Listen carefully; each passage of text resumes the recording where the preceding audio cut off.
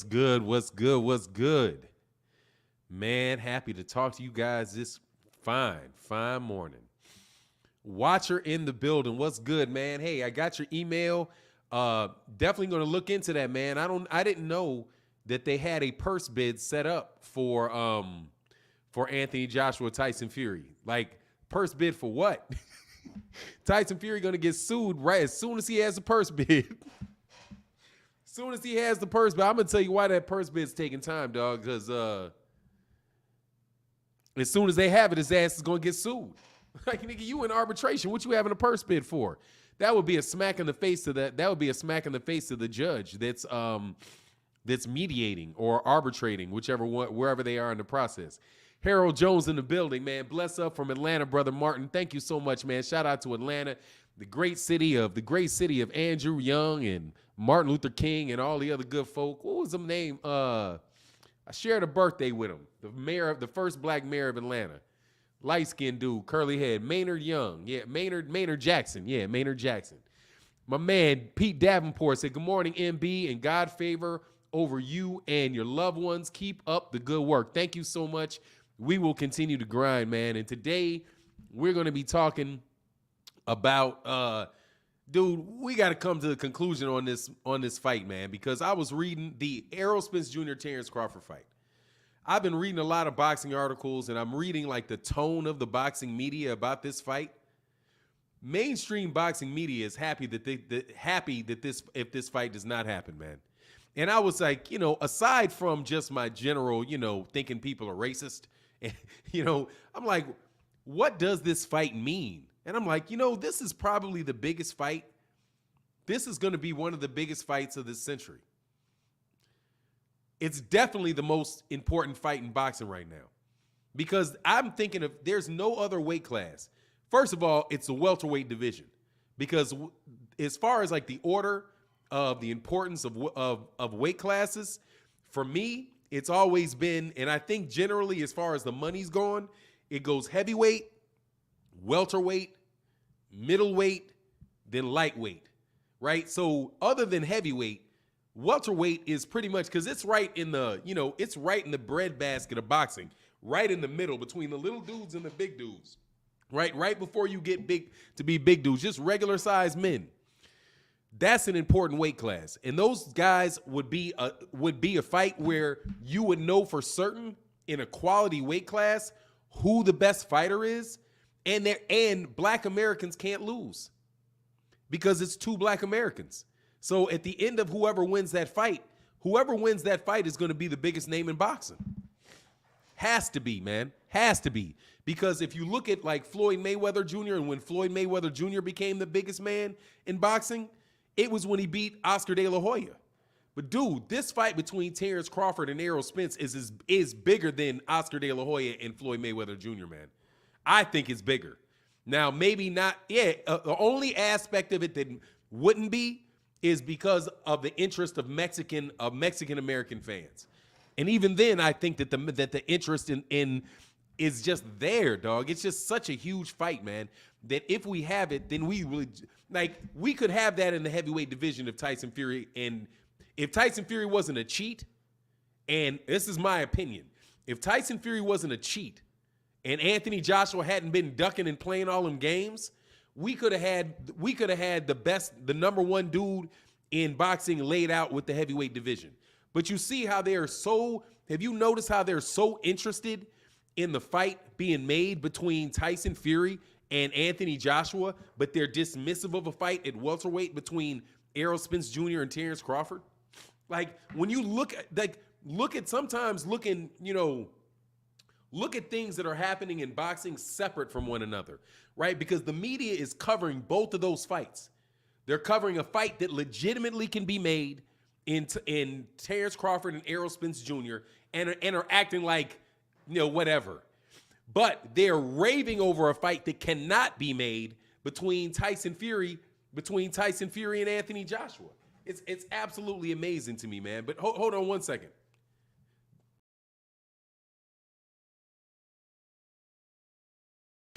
Sorry about that. I had to blow my nose. Didn't want to do that in public. But let me keep going. Because that's the thought process that I was in like last night thinking about this fight. Like, man, this fight really needs to happen, man, for the good of boxing. Really. I know that there's a bunch of people like, it's very hard to dislike, very easy to dislike Terence Crawford in this scenario. And very easy, I guess, I don't know why, for you to put some blame on Errol Spence. But I would really hope that we all understand how important this fight is to American boxing, man. Because it really, I'm telling you, if Terence Crawford beats Errol Spence Jr., Terence Crawford is the man in American boxing, man. He's the man. There ain't no way that every fight after that fight for him ain't going to be a mega fight. Because he beat Terence Crawford, he beat Errol Spence, which means he then's got to go through the other guys in that division. Same thing for Errol Spence. If he beats Terence Crawford, dude, he's got to be considered, he's the biggest man in boxing. Because he's legitimately got control of that welterweight division. Something that Canelo Alvarez does not have, dog. Canelo Alvarez's stock, and this is not a shot at Canelo Alvarez, it's just a fact. Canelo Alvarez's stock has just stayed it's just plateaued, man. Like, Canelo is plateaued. He's not going anywhere. Definitely not going up. And we'll see when eventually he's out of his DAZN contract, how much pretty much that blackout period that he had, affects his career. Charles Young, man, what's going on? He says, salute, Martin. Salute to you, sir, man. Thank you for being out here talking this boxing with me.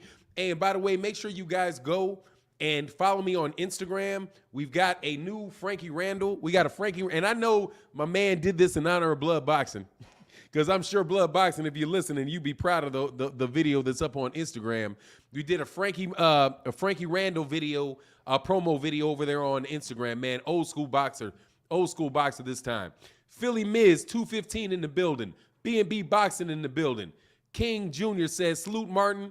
And chat, we appreciate your great content. Thank you very much, man. We got some more stuff coming out today. We got a video coming up. I'm not going to say what it is because, whatever. The SS family says, salute, Martin, and the chat, man. Salute to you. Steve J says, salute, Goat Man. Salute to you, brother. How are you this morning? Viva tu vida. Good morning, Martin, and salute. Salute to everybody in the chat. Terry Schmoot in the building. Always happy to see you, Terry Schmoot. Long jumping out there, huh? Is that that's the long. Ain't nobody gonna be spread out there like that on the triple. You hitch kicking up in there, huh, Terry? Salute, King Fannon. Salute to you, man. Thank you so much for coming to the chat this morning. David Hambone Hamilton. Hambone, have you heard? You remember that shit? Hambone, have you heard? That shit. Mama gonna buy you a mockingbird if that mockingbird don't sing. Some shit like that. Mama gonna buy you a diamond ring. Or is that some other shit? But I just remember Hambone, have you heard? David Hambone Hamilton in his mug. Deuce Dix, he said, how Bud being a diva when Spence won't pay him, he pay what he paid Danny. That's not true.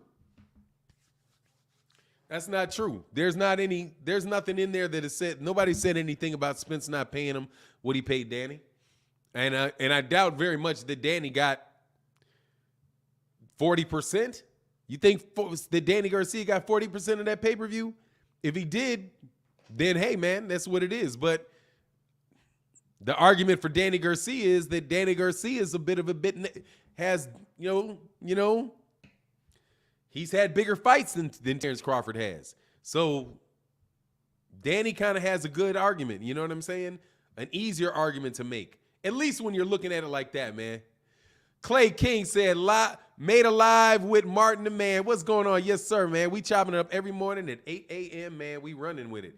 TZ Frank said, Bud don't believe he can win. That's why he wants to cash out.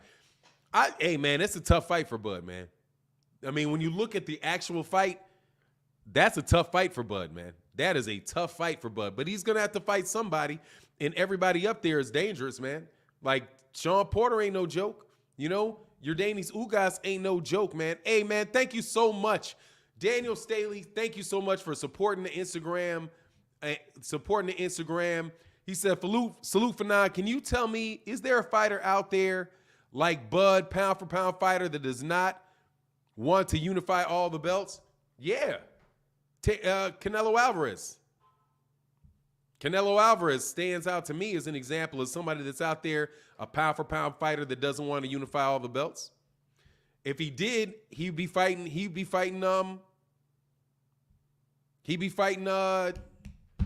Jamal Charlo at 160. He had an opportunity. He also had an opportunity to win against Boo Boo Andrade to unify the championship at 160.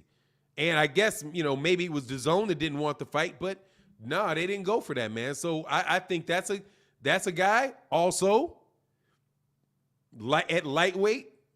At lightweight, Teofimo Lopez doesn't seem to. He's got one fight to unify. Doesn't seem like Teofimo Lopez wants that much. Wants that much either. Quiet as kept, man. Bud is one of the guys that Bud Crawford is somebody that is out there actually that did unify the belts, though. You know what I mean? And as I read your question, can you tell me? Oh yeah, because you did say Bud. Yeah, well, Bud did it at 140. Hey, man, I'm going to be a little more easy on Bud, man. I need this fight to happen, man. Salute for 9. Bud doesn't want real smoke. Hey, man, I think he wants to smoke. Hey, it's tough to defend Bud, man. Okay? It's tough. It's tough, man. It's tough to defend Bud. I cannot lie, man. It is tough to defend Bud because he act like he don't want it because he just flat out said he don't want it. I mean, so I've got to do like mental gymnastics. Well, it's really not mental gymnastics because I know what the dude is doing. He just wants his money. That I have to believe he wants his money, and then he says he's going to want to get it because he said he wanted to get it before. The problem with Bud comes with all the other people that he turns down, though. See, if it was just Errol and Errol alone, I'd be like, okay, it's Errol and Errol alone.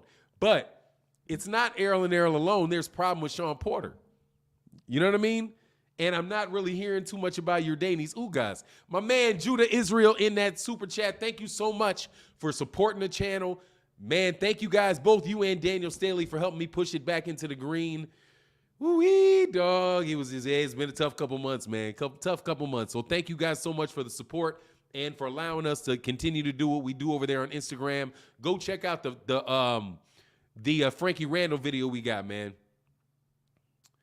Fahim Sator said, but Martin, stop capping for Bud. Fuck no. I'm going to cap for Bud. I'm going to buy a Bud cap, nigga, and put that shit on my head. Somebody has got to defend Bud, okay? Look, man, I know it's not an easy case, which is why I'm taking it, dog. It's why I'm taking it, okay, Fahim? I know that everything out there, objectively speaking, makes Bud look bad. I absolutely know that, dog. And I cannot deny that. So I have to work from that place. I know that there's a high likelihood that Errol will beat Bud, and that Bud knows that Errol will beat Bud. I know, Fahim, that is a likelihood that is the case, okay? Let's just admit it. Also, I know Bud is trying to stack his dough before that fight. I got that. All of these things can be true. But at the same time, there is an overriding principle here. It is called the unity of boxing in America. We need that fight to take place, man. We need that fight to take place because that fight will be the first one. That will be the first one. And then people will have to do it. They'll start having to fucking fight each other, man. It's going to make, if Bud and Errol fight, it's going to make Canelo look like a bitch if he don't fight Jamal. You know what I'm saying? If those guys fight, it's going to make Anthony Joshua look like a bitch if he don't fight Deontay Wilder. You know what I mean? It's the need to have a guy that is a fight take place, call you Bud Man. Bro, it is such a hard argument to make to defend the man. So we have to get above the fray. We got to get above the fray and think about what is in the best interest of boxing, man. And what's in the best interest of boxing is truly, that nigga say, Jay Dixon say, oh, what a dream. I'm going to sell his shit, damn it. We need this motherfucking fight, dog. Rad Don said, Martin, you got a cap with Bud's face on it? Nigga, I'm going to get a Bud cap, dog. I don't give a fuck. I'm capping for Bud. I'm doing it, dog. Look, man, I was a trained attorney, dog, and I know guilty motherfuckers need guilty niggas need representation, dog.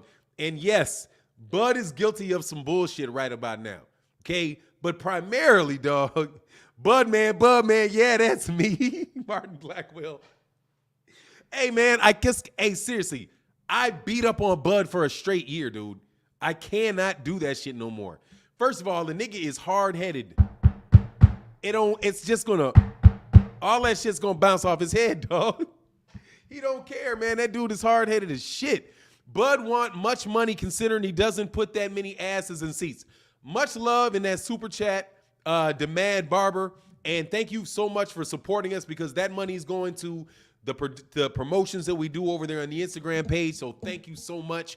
Bud wants too much money considering he doesn't put that many asses in the seats. But what he's going to do is he's going to put asses in the seats that night, though. Okay? He is going to put asses in the seat that night because you all know y'all didn't pay for that Errol Spence Jr. Y'all didn't pay for no tickets for Errol Spence Jr. versus Danny Garcia. I paid for the tickets. Okay? I paid for the tickets. If Terence Crawford was fighting in that fight, you would have paid for the ticket too. So let's just be real here, man. Terence Crawford brings a tremendous amount of value to that fight. It's not an all or nothing proposition. He deserves a fair share of the proceeds. I think that we should think about it differently and stop thinking about it in percentages and thinking about it in just raw dollars. How much money do you want to make? And then we got to work from there and try to build, and they should then try to build some type of deal that can get people the money that they want to get paid. You know, one of the things they got to do is cut out Bob Arum. That's plenty of the money right there. Because Bob Arum is taking, what, 20% of the 40%? So what's the 20% of the 40%? 50% of the 40%? 20%? Bob Arum's going to take, what, 20% of the money for himself? You know? Bud may need to get out that contract before. Is Tank versus Ryan a bigger fight? No way, no how, no chance, not even kind of. Hell no. Hell no. First of all, Ryan Garcia is a good. I like Ryan Garcia. Don't get me wrong. I mean, let me start this off by saying that is a big fight. Every fight with Gervonta Davis is a big fight. But I don't think the Ryan Garcia fight is much bigger than the Leo Santa Cruz fight. Because Ryan Garcia is not that big. I mean, he's got a good young fan base, but he's not that big a name. He's not headlining pay-per-views and doing all that shit. I don't think he's getting, even on ESPN, I don't know if he's going to get much more views than Terence Crawford. But nah, man, I think that the fight with Errol Spence and Terence Crawford is way bigger because it brings in the entire black community. That's the big thing about that, because it is everybody. It is the two biggest demographics in boxing. If you separate Hispanic into different groups of different ethnic groups, right? And don't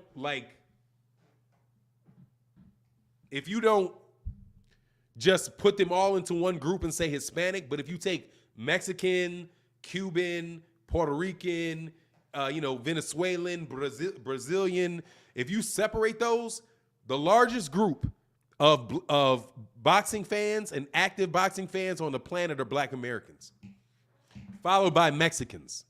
Because I don't think that in the United States, there's not as many Mexican boxing fans in the United States as there are black American boxing fans in the United States. Now, Hispanics altogether, that's a bigger block than that. However, even if I'm wrong and Mexican Americans were number one and black Americans were number two, which is, I don't think is true, but it's possible, you still see that it is the second biggest, it's either the first or the second largest demographic in boxing. So when you have two guys who one is from the Midwest, one is from the South, and they both have a lot of large fan bases, even the people in their fan base are going to watch, and then everybody else around it is going to watch. Every Keith Thurman fan is going to watch this fight. Every Danny Garcia fan is going to watch this fight. The only people that you may not get into that are Manny Pacquiao fans, somebody, out in the Philippines or something. But just because of the amount of, and can you imagine when the fight is actually named, when it's actually made, how big the fight is going to be? Because then, with all of the conversation that the fight still drives, despite it not actually being something that's being made, imagine when it actually gets made. I'm telling you, it literally could be a mini Mayweather Pacquiao. It could be that type of fight, a mini one, because neither one of them have both had those excellent, really big fights before that. But I'm telling you, for Errol Spence, if Errol Spence is able to beat Terence Crawford, and that's why I'm saying, like, dude, it's almost worth. If Errol can beat him, there is an argument that, man, it is necessary for you to get this fight. You know what I'm saying? Like, because your huge fight is that Canelo fight. If Errol can get that fight, I don't think I missed. Did I miss? Okay, no, I didn't. I got that. Mahari Nation, man. Thank you, Mahari Nation Sports Podcast. Terrence can keep crying about, I don't want the fight. He knows the truth. He wants the fight, but get Arum out of the equation. He's a liability. He's without a doubt a liability. And he's a liability in a bunch of different ways, because I think that he in large part controls the boxing media. I think that he has significant influence and sway over the boxing media, and that's why the boxing media doesn't push for the fight. Again, Mahari, I'll point to the treatment of the media of two different fights. Look at how the media is treating Anthony Joshua versus Tyson Fury. That is a fight that can't even be made. That's a fight that is so off the rails, right, that it's not even worth talking about, really, because Tyson Fury is in a mediation right now, from what I understand. And if they don't agree, then they go to arbitration. And until they're out of arbitration, he doesn't have any ability to fight anybody. Because if he actually starts acting like he wants to, then he might get held in some form of contempt, right? Or at least it's going to signal to the judge that, no, this guy really is not, he's just not a fair dealer. He doesn't negotiate in good faith, because he's in an arbitration right now, not behaving as if he's in good faith. You're supposed to be trying to work towards a fight, but you're over here trying to cut deals with your next fight. No, man, you're not even good. You're not even mediating in good faith. You know what I mean? So that could lead the guy to believe no, well, you didn't negotiate in good faith either, right? Because you damn sure didn't compete in good faith. So, but the media will act like that fight is something that is real and can take place. Tyson Fury, again, as we continually say on this live stream, doesn't even have a UK boxing license, because he gave it up ahead of Martin Carefoot recanting testimony that he gave to the British Boxing Board of Control about whether or not he gave him uncastrated wild boar meat that would explain his positive test for nandrolone. You know what I mean? It's just so far out of whack. Tyson Fury's shit is so far out of whack for them to act like it's serious, but then pshaw a real fight where all you need is somebody with a bunch of money to decide, look, I've got $200 million. I think throughout all of this that we can make 5. So here's your 100 million. Here's your 100 million. Make the fight. You know what I'm saying? Much love in that super chat, though. And again, Mahari, thank you so much for supporting like you support, man. And my man and my lady, thank you for supporting the Instagram. And thank you so much for helping get this channel back into the green. Bob Arum is Bud's problem, not EJ's. Bud has been defending Bob, so let Bob get his cut. Hey, well, well, Letitia doesn't agree with that. See, I got to put my Bud cap on. Letitia says you're not, I don't know.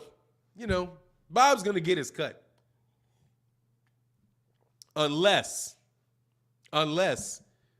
he's got 2 fights left and Bud fights his way out. Bud fights his way out. We'll see, though. I don't know. It's hard to get past some of these. That one I can't get past. I gotta just jump on my sword for that one. Good point, Queen 71, and thank you so much for supporting the channel. Aggravated Trucker in the building. Thank you so much for your support. Thank you for supporting over there what we're doing on the Instagram. And again, like I said, I'm back doing live streams, and I'm back being very appreciative for super chats. Thank you guys very, very much. You guys definitely make the channel work, man. Mary Nation, exactly. That's what people are missing. The point. Yeah, there's a lot of people. You'd have to repeat that because I got behind that. Why is this dumbass fucking laughing? Dude, the shit's not, there's nothing that fucking funny, man. Like, there's nothing funny. You've made so many videos saying Wilder Fury in arbitration. Now you're saying they haven't even started arbitration. Andreas McLennan, you're a dumbass. You're a dumbass. Ask the question, clown. Instead of sitting in the back of the class throwing spitballs, dummy, ask. There are two processes. Mediation, arbitration, dumbass. Okay?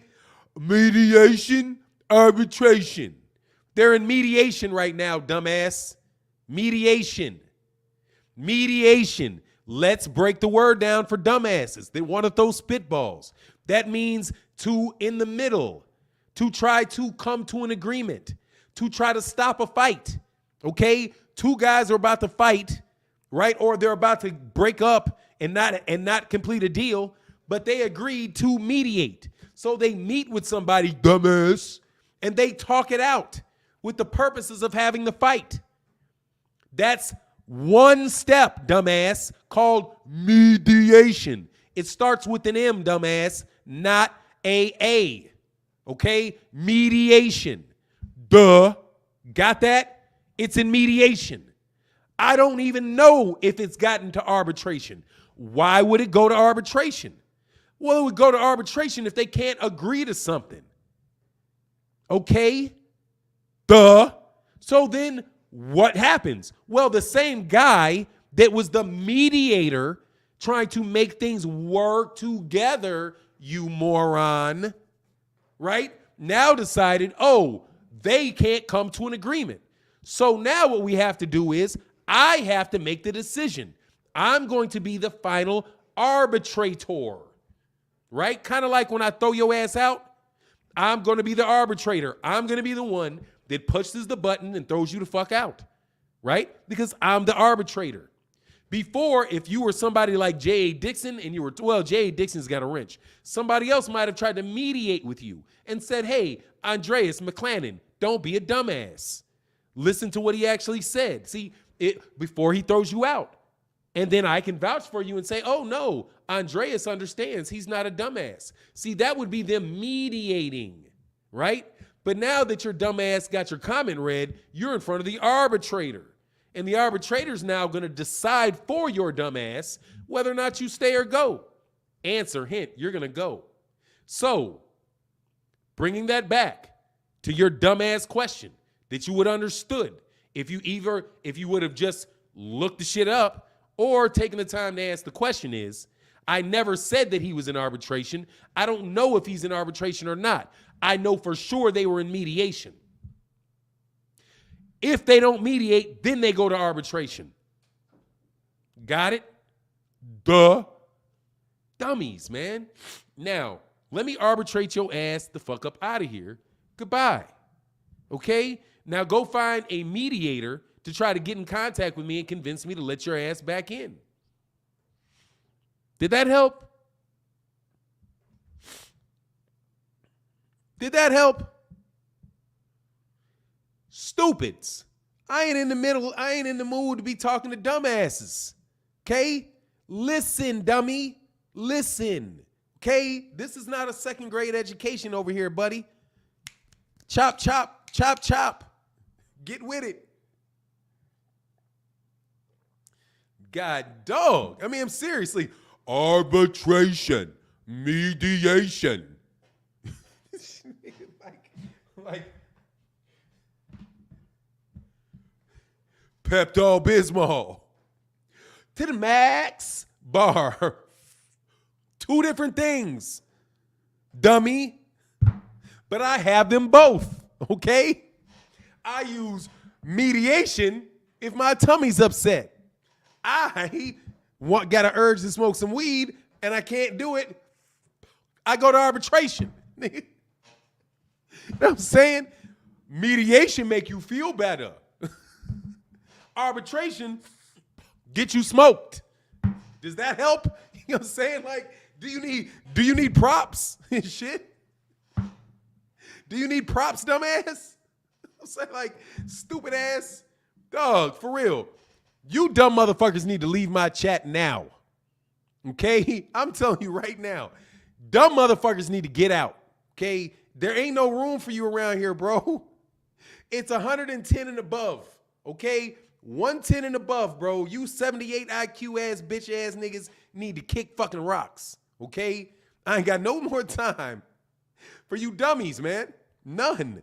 If I could sit here and take my time to explain mediation and arbitration, the relationship between the two, what the fucking processes are, and how they relate to the potential fight being made, dog, will you sit down, shut the fuck up, and listen? Okay? You're not going to get it better anywhere else. I promise you. You're not going to get it better, more clear, any fucking where else. But you're going to have to first sit down and understand that your ass is dumb. And until you realize you're dumb, you ain't going to learn shit. Just what it is. I'm reading a book by Manly P. Hall. I've read it before, understood that I read it, didn't understand it. So I'm going back and reading it again. The first sentence the guy had in there stumped me. Stumped me right away. Like, philosophy is really about assigning value and the priority to things and putting things in priority and declaring whether one thing is superior to the other. What the fuck are you talking about, Manly P. Hall? I don't understand you.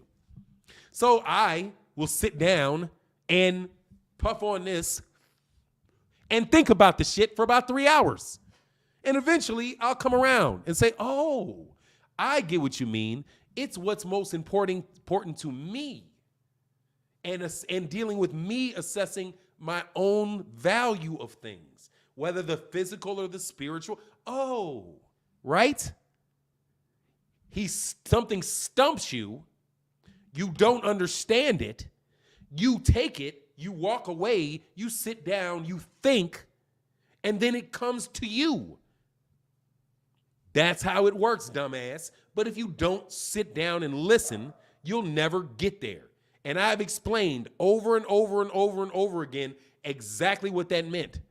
But yet your dumbass, after saying you've seen it in so many videos, still doesn't understand it. If I explain something 30 fucking times and you don't get it, maybe you're the fucking problem and not me. Steve J in the building said, isn't Bud's contract supposedly up in October? So by the time the fight happened, Bob wouldn't be in the picture unless Bud resigns again? Duck. Well, according to Bob Arum, he said he believes Terence Crawford will be under contract for as long as he's alive. So Bob boasted as if he's got him forever. But again, there's ways to get out of that. Bob Arum wants to live forever. That nigga think Bob Arum may live another 20 years. 30 years. He's evil enough to make it to 400.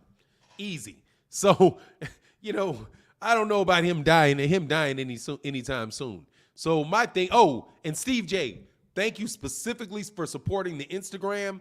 Thank you very, very much. And also, anybody that's watching this video, please make sure that you go over and you follow me on the Instagram. It's very good work, and we're doing a lot of promotion of fighters, young fighters, old school fighters like Frankie Randall. I just got done watching, maybe it was last night or the night before last, I was over on Scrapbook Boxing's page, and he had a great fight that was up with Bad Benny Briscoe. Bad Benny Briscoe losing to, I can't remember the name of the middleweight he lost to, but really great fights. I think I'm gonna get with my guy that does those videos and try to do a Bad Benny Briscoe video. I think you guys will really, really like it, man. It adds a lot to the experience. And also, thank you guys for support on the Patreon. I'm taking my philosophy to the Patreon. It's going to be all the philosophical conversations that we have. Those are going to be with Patreon, and I'm probably going to be able to get one out a week. I know for sure I can get one Patreon out a week, but it's going to be very, very heady.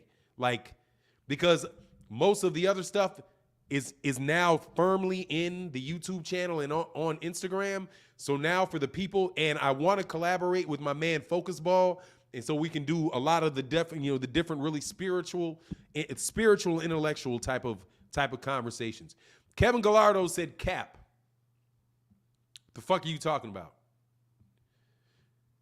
Fannon, you read Manly P. Hall? Yeah, I've read all of Manly P. Hall's work at least 3 times. I've read all of his work at least 3 times. And I have yet to, and I don't think I've got a full appreciation for it. Yeah, but I've read him several times. I went from him, I went from Joseph Campbell. I went from Joseph Campbell to, and I think this is a good progression for you, by the way. If you read Joseph Campbell, and then you read Manly P. Hall, then you read like Madame Blavatsky.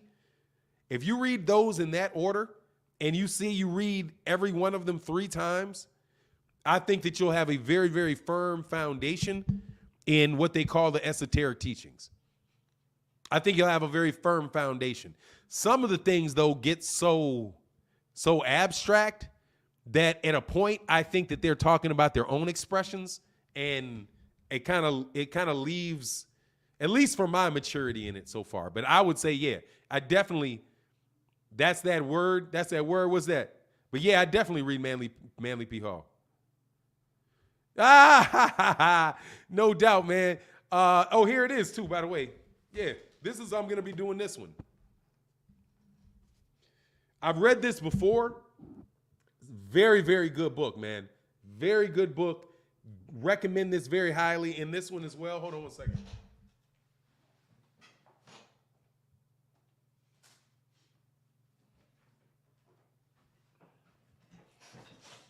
This book I'm starting, Power of the Imagination, by Neville Goddard Treasury. Well, no, I'm sorry. Who is this? Neville Goddard. Yeah, Neville Goddard. That's his treasure of his writings. I think this was written in like the 1940s. And Manly P. Hall, I can't remember. This is 1930s. So 1930, 1940s.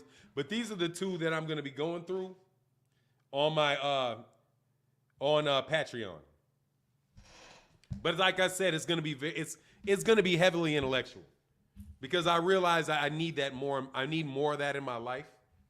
I haven't been nearly as attentive to my intellectual growth as I should be, because over the last several years I've been focusing so much on being more practical and being very productive, following the works of Neely Fuller Jr. So like maybe the last 5 years I've been pretty preoccupied with Neely Fuller Jr.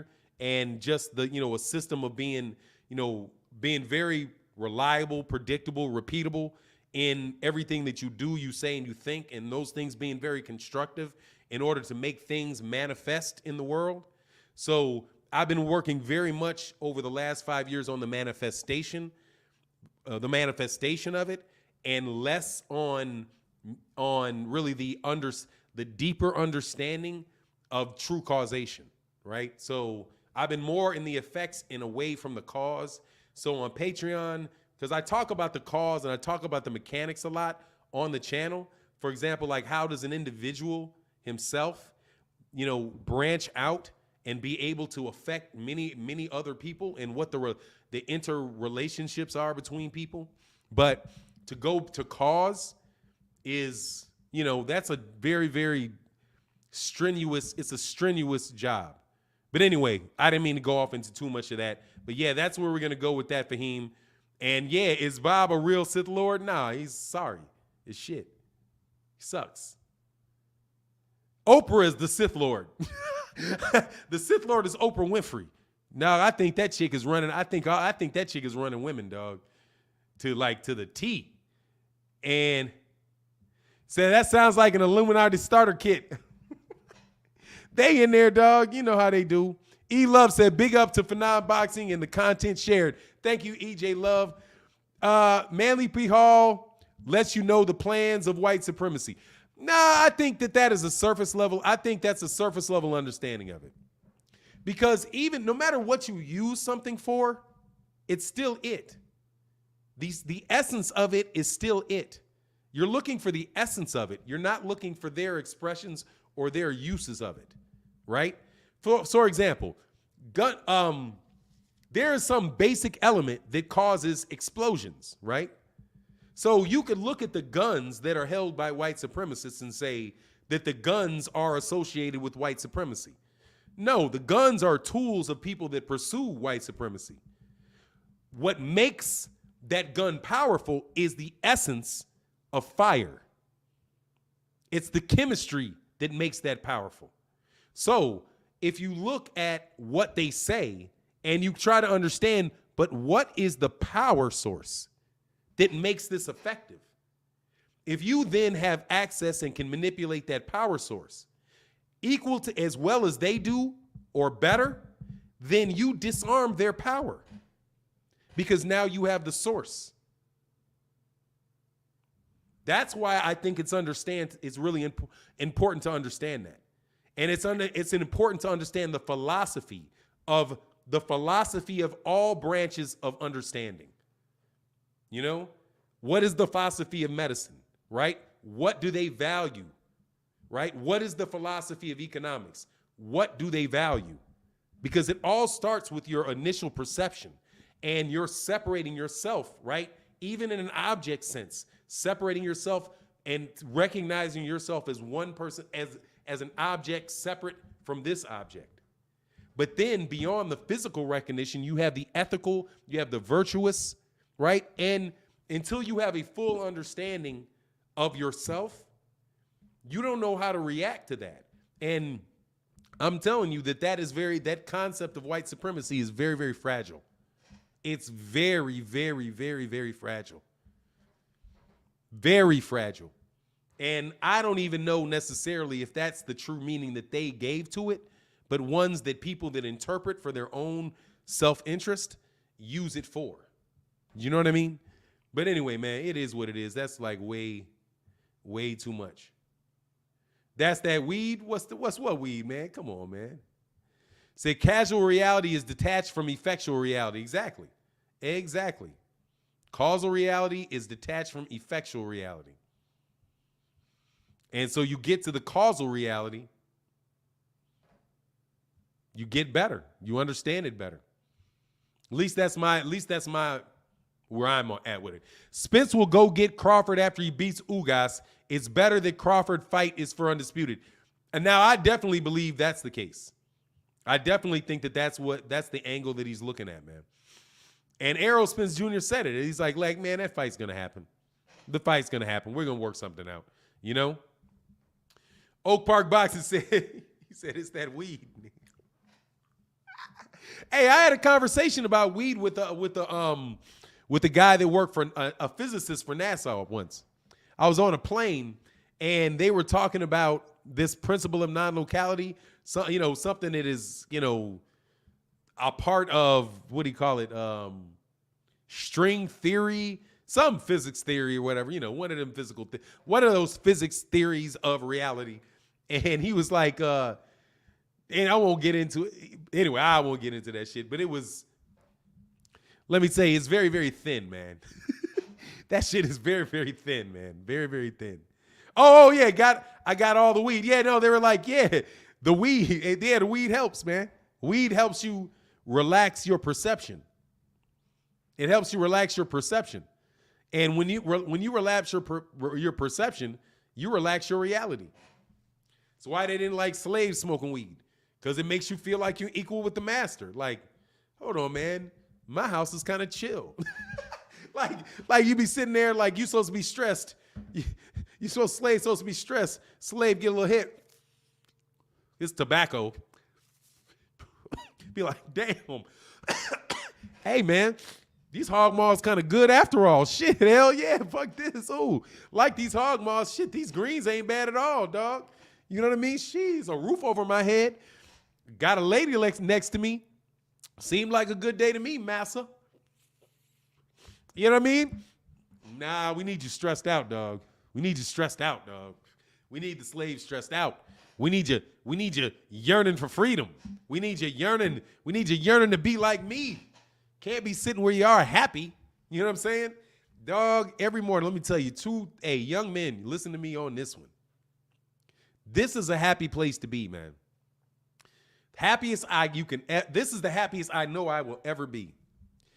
Laying in my bed with my wife laying across me, knowing I just got paid, and she's a dime piece that a bunch of niggas would be happy to be with, but can't, because she with me. And then I think, damn, I got to go to work. That's just right over there in that office over there. And I get to talk to a bunch of people that like me and ignore a bunch of motherfuckers that don't. But the people that don't are still going to watch me. That is happiness, man. That is happiness. There is no, you could give me any bad broad, dog. You can give me any bad broad, it wouldn't make it any better. In fact, I got this place that I can go because I'm a baller and you niggas ain't. I got a little spot that I can go to any time of the day, right? And there's always at least 3 dime pieces there. At least 3 dime pieces there every time. They may switch up, but every time, know me by my name cost me about $20. $20 tops, dog, I promise you. I have a better time every day of the week. Every day of the week at this spot, better time for $20 than most people will have kicking it at a party and spend $500-600. Because I've realized what's important to me. Because I have estimated my values. I know that my wife and her body on mine makes me comfortable. It calms me down. I know that if what I'm doing with you guys don't work, she's in there working too, generating income, generating revenue, and she got my back if something goes wrong. You know what I mean? Oh, they got them big asses. We got them. Oh, yeah, you know my girl got the dumpy dump. I got what Negroes really want, dog, which is bad, but it is, you know. Motherfuckers like, hey, Martin, you were color struck. I got me a Creole chick with a fatty, bro. I got me a lovely little Creole chick with a fatty, dog. And if that ain't heaven, what the fuck is heaven, bro? If that ain't heaven, what the fuck is heaven, bro? I'm trying to tell you. You ain't have to do us broke folk like that. It don't cost that much money, dog. It's gay, dog. It's game, man. It's game, and it's having relationships, man. You got to get with your family, man. You got to know who your family is and branch out with your family, man. Branch out with your family. My man Big Dog said, that's my dog right there. Yes, sir. Hey, man, and much love in that super chat. And thank you so much for supporting the Instagram channel over there. And also, guys, thanks so much for getting up so early in the morning with me. 8 a.m. is 7 a.m. You know, it's 6 a.m. West Coast, and we got Cali people in the house. It's still early, 9 a.m. in New York. We got people in the house. That's what's up. Oak Park Boss say, get money. Yeah, get money. Get money. Honestly, dude, if everybody had all the money they needed and all the pussy they needed, dog, niggas would be real, real happy, man. It'd be hard to get cats. Arizona in the building. What's going on? AZ. AZ landlord, what's good, man? I hope is that Arizona? Is that AZ? What Harpo Marks get thrown out for, you bitch ass nigga? I never read you shit. No, he didn't. No, he didn't. But I'm quite sure they would say that shit about you. You know what they say about you? Punks, right? What does Nipsey say? You know, ballers have ups and downs, but you haters are going to be scrubs forever. Your sorry ass life is going to be the same next year that it is this year. Maybe minimal improvement or dramatic decline. But whatever the case is, your minimal improvement will always be suffered by a decline because you are dependent upon other people for your value, boy. I can tell by the way that you interact. You, friend, rely upon the approval of other people because you would come in here telling me what somebody else thinks about me as if I don't have the phone number of the person that you're talking about. So obviously you value the opinions of other people. So let me tell you, I think you're a dipshit. Fannon thinks you're a fucking moron. How about that? How about fuck what somebody else thinks about me, and I tell you what I think of you? I think you're a pest that ain't got much of a life. I think you look up to me. I think that you wish you could be talking to people and they would give a fuck about what you think. But they don't. You go to work, you stick them motherfucking donuts right there on that tray like they tell you to. You stick them up there, you get back to that shit, and you say, that will be $5.99 for your donuts and taquito. At 7-Eleven, thank you very much, sir. Okay? If you're lucky. Because they're going to make $15 an hour doing that. They're going to make $15 an hour doing that when they get this universal minimum wage. Rosecrans said, good morning in chat. Good morning, Fannon in chat. Haters just want your attention, Fannon. That's why I got to give it to them, dog. You got to give them what they need, man. You got to give them what they need. Exactly. Donuts, nigga. Donuts. Go get me my donut, bitch, is what they say. You know what I mean? And even if you got a white collar job, they still saying it to you. Just in case you think you fancy. Oh, they still saying it to you. Bitch, give me my coffee and donuts. Now, they don't say it like that. They say it like this. Reginald, your job for today is to make sure that the meeting is organized. I need for you to be responsible for organizing the amenities in our meeting. Thank you. And custom amenities at that. Thank you, sir. That is rich white man for bitch, get me my donuts and coffee, motherfucker. And lay to make sure the meeting, make sure everybody got their paperwork. Then when that's done, you sit down and shut the fuck up. See, that's how I would talk to you. That's how I talk to you. Man, make sure the coffee is there on time. Coffee, and make sure that there's shit, no peanuts. Okay? No peanuts. Somebody got an allergy, motherfucker, I'm firing you if they get a peanut allergy. And you better ask their secretaries what they want. What do they eat? Do they eat meat? Are they Hindu? Do they eat beef? Do they eat pork? What do they want? Do they want pizza? What exactly would they like egg salad sandwiches? What do they like specifically? That's your job, bitch. Go find that out. And guess what?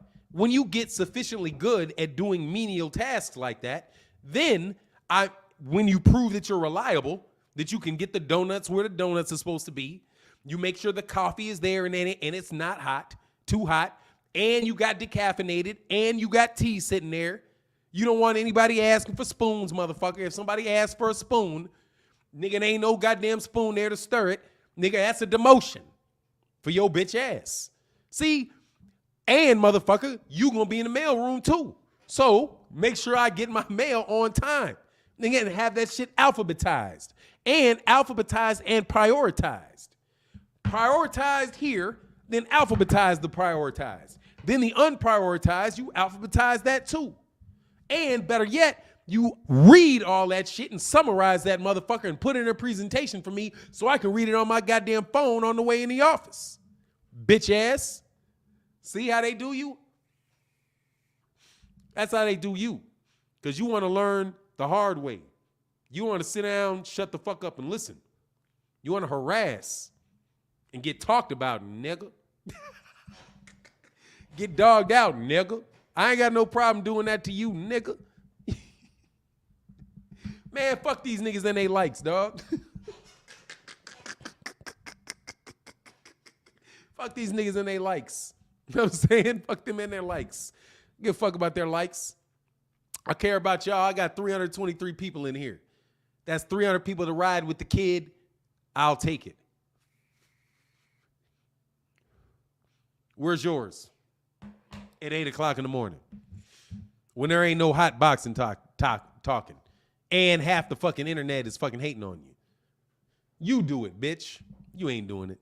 Anyway, hit me up with a question, man. After Oak Park Boxing. I'm sorry, I got off my my train of thought, man, talking bad about somebody for a while. Hooey. Man, Master Sheikh Zulu said, you got me cracking up. Hey, dog, it's what it is, man. These cats want abuse. They come here looking for abuse, man. Every morning looking for abuse. Looking for the truth and looking for that abuse. But ask me a question. One of you trolls ask me a dumb question so I can give you an answer. Next dumb question, please. I'm looking for dumb questions. Absolutely would love to have them. I wanted to have an elevated conversation. You know what I mean? Man, well, Julius Franklin said, salute from Germany, Fannon. Thank you very much. Shout out to the Deutschland. Is it Deutschland? Shout out to the Deutschland. Okay. P-Boy Pop 97 said, Jamal Charlo versus Andrade. Who wins and why in your opinion? 50-50 fight. I lean towards Jamal. 50-50 fight, but I lean towards Jamal because of the jab. I think that jab and that straight right his straight right is going to cause a lot of problems for Demetrius Andrade.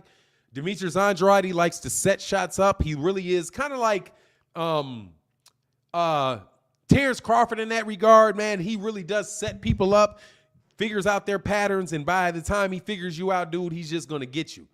But I think that Jamal Charlo can control that fight with the jab and the lead right hand. That's what I think. However, I wouldn't be surprised if Demetrius Andrade's footwork and foot speed, prove too much for Jamal. Like I said, I think that's a 50-50 fight. But the interesting thing is that I give Jamal Charlo, I would say that Jamal Charlo, I think Demetrius Andrade beats Canelo easier than Jamal Charlo beats Canelo. I think that Demetrius Andrade versus Canelo Alvarez is a wash. Like a wash. I think Canelo Alvarez is going to have a hard time winning a round against Demetrius Andrade, to tell you the truth. So I got a lot of respect for Demetrius Andrade. The only problem with Demetrius is just the business around the fights. He's obviously not prioritized, as high as he should be by DAZN, because they had an opportunity for an undisputed fight that they didn't give him. So that's my take on that. Spurgood Marshall said, what do you think about Virgil Ortiz versus Boots? That Boots will stop him. I got Boots by 8th round knockout. 8th round knockout. Might not go that long. 8 rounds tops, though. 8 rounds tops. He's out of there. Yeah, dude, he's too easy to hit, man. He's too easy to hit. At this stage, he's too easy to hit. And he was following Maurice Hooker around. If that's Jaron Ennis fighting that Virgil Ortiz, I think he gets knocked out, man. I think he gets stopped. The uppercut and the power of Jaron Ennis, dude, is in the speed and his defense. I think that Virgil Ortiz is going to have a very difficult time landing a punch on him. A serious punch. I think that it's going to be very difficult for him to land on Ennis. And when he misses, Ennis is going to punish him, man. And I think Ennis is a bigger guy too. It's just I think Ennis is the bigger man too. Because Ennis is like Virgil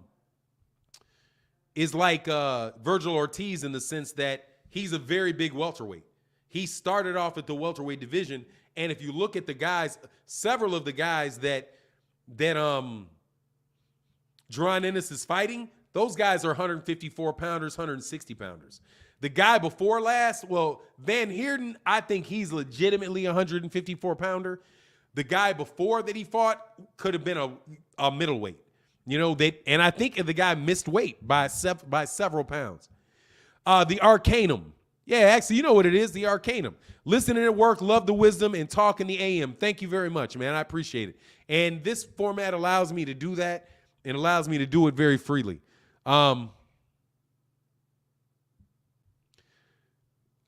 Exactly, man. It's LDBC all day. Niggas be bugging, man. Bud versus Jermell at 154. Oh, Jermell. I don't think that's a fight that's a fight Terence Crawford would take. Jermell. I got Jermell over everybody at 147 moving up, man. It's hard, and even Errol. Like, I think, and I know that I've heard the stories about the sparring and how Errol dropped him. You know, I got to see Errol at 154 before I'm 100% convinced that in a fight that he's going to beat Jermell. I think Jermell is a top 5 pound for pound guy, along with Gervonta Davis, Errol Spence, Terence Crawford. I would have Canelo there, but for the performance enhancing drug test. And, you know, who would be the 5th? Oh, and Gary Russell Jr. Jeffrey Brooks, he said, just curious of why Spence gave Mikey 50-50 and not Bud. I'm confused. I don't know that he gave him 50-50. I've never heard of the purse split between the two. However, that was Errol Spence's first pay-per-view, and it was Mikey Garcia's first pay-per-view. So, and it was in Texas, and it had a large Mexican audience, and it was in Texas, and it was a home court for Errol Spence Jr. So if they did go 50-50, I would say that would most likely be the argument for why they did. But I don't know that they did, and I don't think that they did, honestly. You know, I would doubt that Errol would give Mikey 50% of that gate. That seems a little bit much to me. But Jeffrey Brooks, thank you so much for supporting the channel, and thank you so much for specifically supporting the promotions that we do over on the Instagram page. Mikey was the bigger name at the time. I mean, he was as big a name at the time, I would say, not a bigger name, because Mikey wasn't proven, but there is a perception. And, you know, oftentimes perception is reality, right? So I'm not going to say, you know, right now whether the perception is true or not. But, you know, I think that there is given, when a Mexican fighter has a big name, that they're given a little bit extra credit, right? Because it's assumed that the Mexican boxing community is going to support them, and that the reason that they're supporting them is for that Mexican fighter alone. I don't know that that's the case, because those numbers didn't pan out like that for Mikey Garcia the other times that he fought in Texas, you know? Sonata Media, what's good, man? He said Mikey Spence was 50-50 or whatever it was. Mikey had 9 fights in Texas. It makes sense. Yeah, I mean, I could see the argument for why it would be 50-50. You know, I don't know that that's the case, but again, I'm not saying that that's not the case. J.A. Dixon. We never heard about any splits with Spence until Bomac started saying he was living check to check.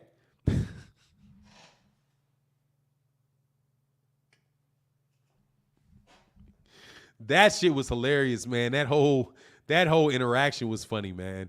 Like, yeah, man, you live in check to check, but so is Terence Crawford. He's getting paid every check. Like, that shit didn't make no sense, because Bomac said that he has guaranteed money. That Terence Crawford got guaranteed money. Dude, that's a paycheck. You know what I'm saying? Errol Spence Jr., if you're your own promoter, you're not getting a paycheck. You're getting a return on your investment. You know what I'm saying? So I didn't live in paycheck to paycheck. It's like, I think Terence is the one getting paychecks. I don't think Errol's getting paychecks. I think Errol's getting, he's just getting returns. Like, hell, what do you call it? He's just getting paid for the fight, you know? And because he doesn't have a guarantee, he's not guaranteed his next fight. But that's not living paycheck to paycheck. People that have full-time jobs working for other people are living paycheck to paycheck, because they get their paycheck every 2 weeks, and their paycheck ain't enough. And if they get one paycheck and then they don't get that next paycheck, they're fucked, right? That's not saying, like, somebody that has a construction company, they're living project by project. There you go. Project by project, not paycheck by paycheck. Terrence is paycheck by paycheck. Errol seems like he's project by project, if that makes sense to you guys. Or do I need to dumb that down too?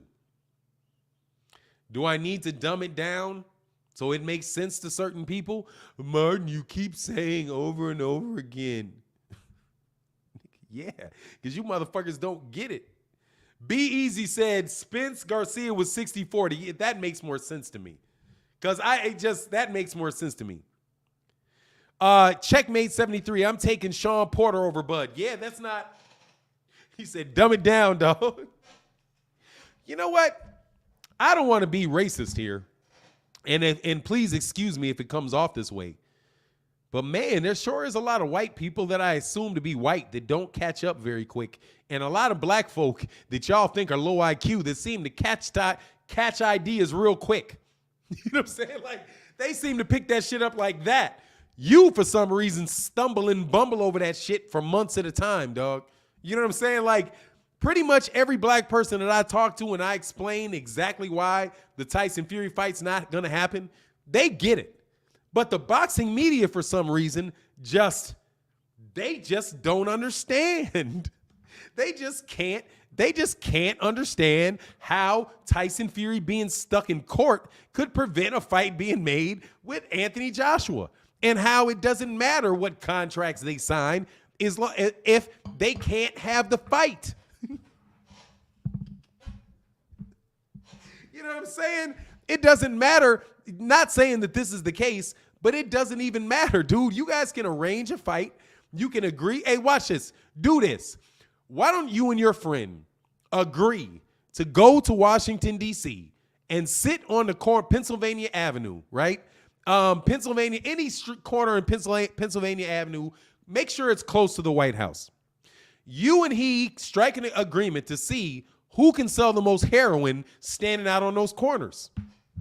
You take a sack of heroin, stand on the northeast corner, and they go stand on the southwest corner with the same heroin in different bags, and then see how much you sell. Guess what's gonna happen? You're gonna get arrested, and so is he, because that shit's illegal. And it didn't matter what your fucking contract was for, because law enforcement came and shut that shit down. So, same scenario, same principles, different scenario, same principles. Anthony Joshua can agree to a fight with Tyson Fury. However, if the arbitrator, who is also the mediator, if they say, Tyson Fury, you must fight Deontay Wilder, or you are going to be subject to criminal charges. Or what would be a better way to say it? Civil penalties. Which means what? If you violate it, guess where it goes? It goes into court. And guess what comes with him? A decision that came as a result of a binding arbitration. How are you going to fight anybody? Oh, and guess what, WBC? You're enjoying too. You are not allowed to do this, because that will be tortious interference with Deontay Wilder's contractual relations, and you will be subject to civil penalty in Mexico, in the United States, in the UK. It don't matter. And guess why? Because Deontay Wilder got more than enough money to sue you anywhere you sit, because the guy made $80 million in the last 2 years. But you guys have a hard time getting it.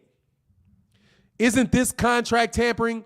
I can't say what it is and what it isn't, but I will tell you this, that the WBC encouraging Tyson Fury to have a fight with Anthony Joshua while they know that he is in arbitration or mediation/arbitration with Deontay Wilder could be considered enticing Tyson Fury to violate his contract, which could be tortious interference with contractual relations.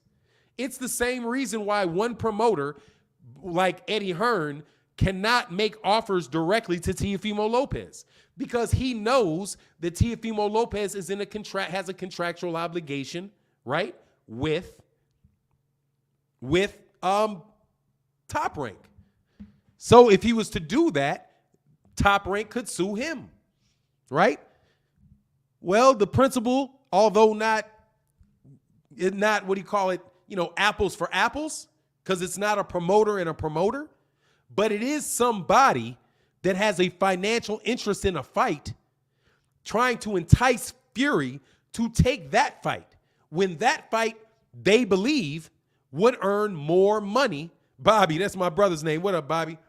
What's good on my brother's name is Bobby. Or at least I call him Bobby. Everybody else calls him Robert. I think everybody else calls him Robert. But you get my point. Be Easy said, Fannon, is Ennis Spence a possible super fight at 154 in the next 2 to 3 years? Yes, absolutely. Absolutely. Absolutely. I'm really, really big on Jaron Ennis. And again, the only caveat that I have about Jaron Ennis is, does Jaron Ennis have a chin? I already found out that Errol Spence has a chin. I've seen him hit, seen him clipped by big hitters. I saw him get clipped by a big 154-pounder, right? When he was leaning in, got a little wobbled, straightened himself out, went right back at it. Seen him get hit flush by, I've seen him, he got hit flush by Danny Garcia a few times. He got hit flush by Sean Porter, flush with hooks by Sean Porter. The man's got a chin. I've not seen that out of Jaron Ennis yet, but, Jaron, we'll probably see that with Sergey Lipinets. But, man, I so much wish Jaron Ennis had taken more time with what's the guy's name? Man, his name is skipping me. Errol Spence beat him. And he was the last guy that Jaron Ennis fought. What is that guy's name, dude? He's like I think he's like Australian, or he's either Australian or he's South African. Fights Chris Van Heerden. Thank you very much. Yeah, he was the guy that beat up Conor McGregor in sparring. Yeah. The southpaw. Right. Yeah, solid fighter. I just wish that in that fight that Jaron Ennis had taken a little bit more of his time, right? And had gone in and just taking more time with Van Heerden. He just knew that Van Heerden had nothing for him and was dead set on just beating him up and getting him out of there. Van Heerden sprung off the ropes and got cut. And you could hear in Chris Van Heerden. And you could hear in Chris Van Heerden's voice that he was just elated to have gotten that cut and got out of there with a no decision, But he was definitely going to get stopped, man. Definitely. I agree. Joseph Bain said Van Heerden was looking for a way out and clashed heads with Boots. Yeah, he bounced off those ropes, boom, got his cut, and he was like, woo, I get out of that whooping, I get a no contest, and, he gets a chance to still be a contender, which was good for him. But if Jaron had just, went at him a little slower, said, I'm going to get you out of here in about 5 rounds, right? Kind of beat on him, beat on his body for the first round, beat on his body, felled him out for the first round, beat on his body for the second and the third round. Once the dude's hands start dropping, start lighting up on his head, and he was going to get up out of there, 5-6 rounds, which is why I'm telling you, I think that Virgil Ortiz, that's somebody, Virgil Ortiz versus Chris Van Heerden would be fun. He'd run through Chris Van Heerden, though. Kane the bad guy said Boots ain't paid by the hour. I know, but it would have just been, it would have guaranteed that I got to see a thumping, Sometimes I want to see the beating, man.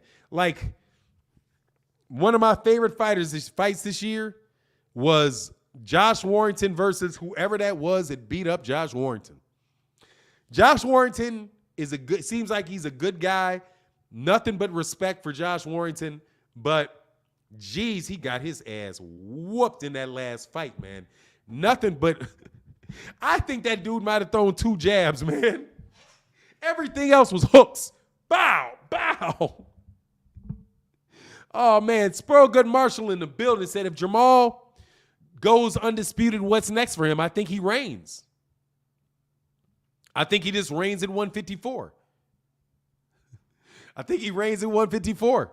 Absolutely. And much love. Thank you so much for supporting the chat and supporting and, hey, helping us get in the red, Doug, out of the red, into the green. And thank you so much for supporting what we do over there at the Instagram channel. Got a lot of really good fantasy fights, Fannon fantasy fights over there. We got the amateur fights and the old school highlight reels over there. Kane the bad guy said, Fannon, you sadistic. You want to watch a prolonged ass whooping. I do.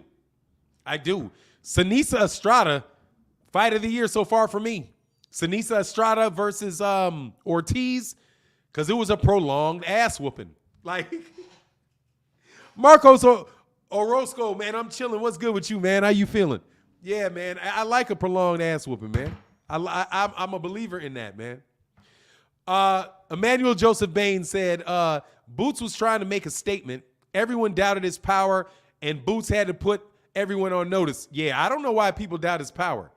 Because that little slip, that counter he pulled, that little uppercut that he caught, man, I kept forgetting these guys' names. In the fight before last, I think the dude was in that, might have been a South American dude, big dude. Caught him with that little, just rolled off that right hand and came with that uppercut, dropped him. Dropped a big dude. Sonata Media said, there are layers to Virgil's boxing abilities. He hasn't used his defense because he hasn't needed to. We saw a little more in his fight with Hooker over this weekend. Ortiz won't fight Boots the way he fought Hooker. I mean, that's fair, and I believe that too. I mean, yeah, he was definitely trying to get him out of there, and I don't doubt that there's more to his game at all, and I'm sure that there is. Because people speak very, very highly of him. And, you know, he's a young kid, man, that wanted to go in there, wanted to put on a dominating performance, and he was the bigger, stronger man. And he got what he needed, and he got it done, man. You know, he got it done. He got it done, without a doubt. He beat that dude up. Kenton Massey said, how long before Fundora is a problem in 154? 2 or 3 fights? If he can stay at that weight? I mean, that's a huge man. Fundora, what is he, like 6'7" or something? Hey, and thank you so much for the support in the super chat. Thank you so much for supporting over there and helping us with the Instagram, man. And Terence Chavis, man, much love in that super chat for my man Terence Chavis. I'm not sure if I missed that and didn't say that earlier, but I see your super chat. Thank you so much for the support, man. 6'6", yeah. I don't know how long he's gonna be able to stay there. Forever how long he's going to stay there, you know? Bam Bam Tweed said he's a humble guy, too. Oh, yeah, I like Ortiz a lot, Noop. I like him a lot, man. I like his personality a lot. I like Jaron Ennis's personality a lot, too. There's not a lot of guys that I don't like at 147 pounds. I think Sean Porter's a nice guy, really nice guy. You know, I'm sure if you bend him the wrong way, you know, he'll snap back in a way you might not like anybody else. But Sean Porter seems to be a very stand-up guy. Terence Crawford seems like he's a real stand-up guy. I've been around him, and, you know, I know he's got a lot of street in him, you know, so he'll get with you. And that's something, you know, that is to his credit. But there's a lot of really good guys in there, man. A lot of really nice guys. Not a lot of guys that I think are, you know, just like, man, that dude's an ass, you know, like a Kovalev. Like, Kovalev's the type of dude that's like, nah, dude, even if you're nice, I know you're an ass, you know? Boots and Haney and Errol are really good. Yeah. Devin Haney's an excellent fighter. He's got a tough road ahead of him that I know that he's gonna get through, but it's gonna be a challenging road for him over the next couple fights. I don't think that the Jorge Linares fight is gonna be a bit of a test for him. I think that is probably going to be the best fighter that he has faced to date. And Linares, is Linares a southpaw? Somebody check me and let me know if Linares is a southpaw. But Linares is, I mean, he's got fast hands. He's a very experienced fighter. You know, he can fight on the back foot. He can come forward, you know, but Devin is probably too big for him. And I think that Devin, he's chinny. So Devin, I think, can probably, you know, go straight at him. And I hope that he goes at him and just really gets Jorge Linares out of there and shows another side of himself, man. Is Ennis in the same class as Benavidez? Nah, Benavidez is a 168-pounder. Benavidez is destined for like light heavyweight and cruiserweight. He's a really big dude, man. Regular boxing fan. Let me get a sip of water real quick.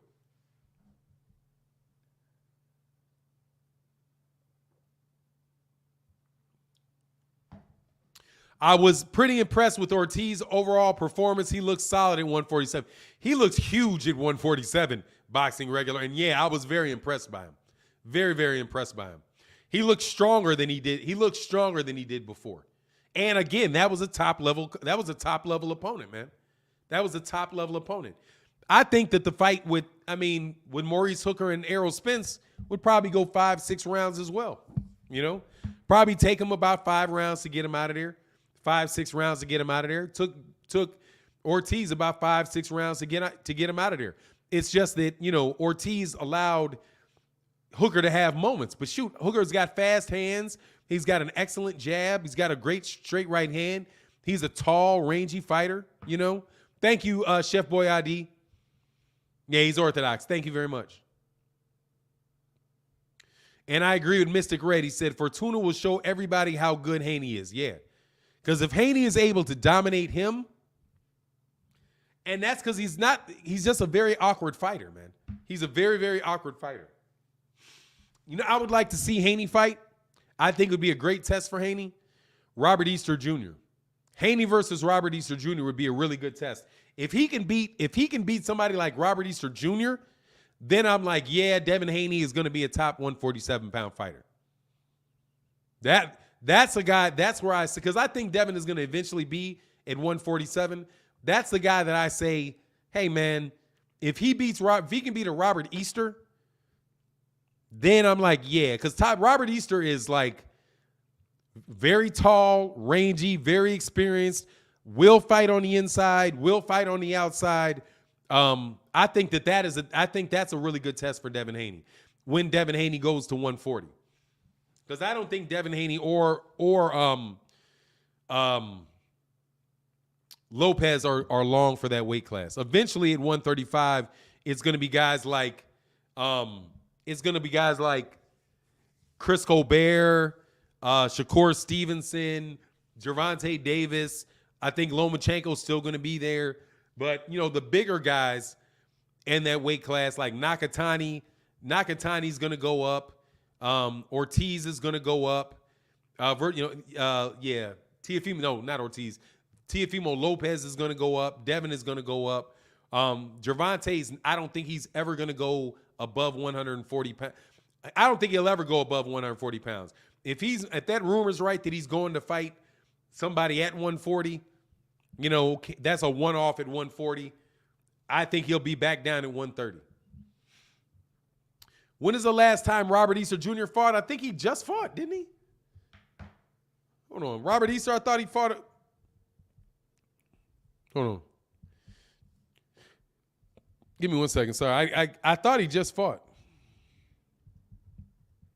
He definitely fought that Cuban dude or was that Thomas Delorme in a very good fight.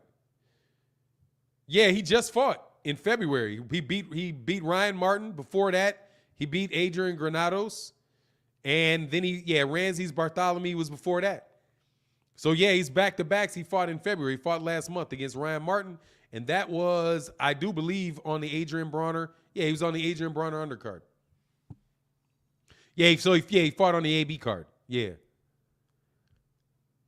Yeah, he fought last month. Yeah, I like him a lot, man. I like Robert Easter a lot. His only loss came to Mikey Garcia. That's a tough, Mikey Garcia's, I think, is probably the best 140-pounder. I'd love to see Robert Easter against Josh Taylor. That fight I think that's an even money fight between Robert Easter Jr. and Josh Taylor. Very good. Maybe I may give a little bit of an advantage to Josh Taylor or Jose Ramirez on him. Bam Bam Tweed, man. Much love in the man. Thank you, Fi, for supporting the channel always. And man, hey, and also make sure you please share the video with the noobs. Avery Adams said, are we still gonna see Wilder versus Fury? Yeah, or you're never gonna see Tyson Fury fight again. I think that the only way we don't see that fight is if Tyson Fury straight retires. And at that point in time, The WBC is going to order a fight with Deontay Wilder and somebody else for that belt. And I wouldn't doubt that Tyson Fury retires. Dude, it's March, man. And he's still acting like an idiot. You know, the fight can happen. All Tyson Fury got to do is stop acting like an idiot and say, okay, I'm sick of this shit. The fight is on. Let's make the fight. Let's name the date. See, Tyson Fury can get rid of all this shit, which is why the blame should sit on Tyson Fury for this nonsense. Man, I'm telling you, that dude is killing his career. Killing his career. Killing it. Because I'm telling you, Deontay Wilder's not letting that dude off the hook, man. Not going to let him off the hook, dude. I put feelers out. He ain't trying to hear that shit, dude. And his camp ain't trying to hear that shit. Violently ain't trying to hear that shit. Violently ain't trying to hear that shit. Like, fuck him and fuck everybody that looks like that dude. We getting our fight and that's it. The fight is happening. That's their take. And that's why you don't hear Deontay Wilder saying much of anything to anybody. Everybody else in the media can do all the talking they want, but you know, it is what it is. Man, thank you so much. You guys are supporting the channel. Man, thank you. Jeffrey Brooks said, I don't understand why Bud is refusing to accept 60-40 from Spence, but is willing to take 80-20 from Manny.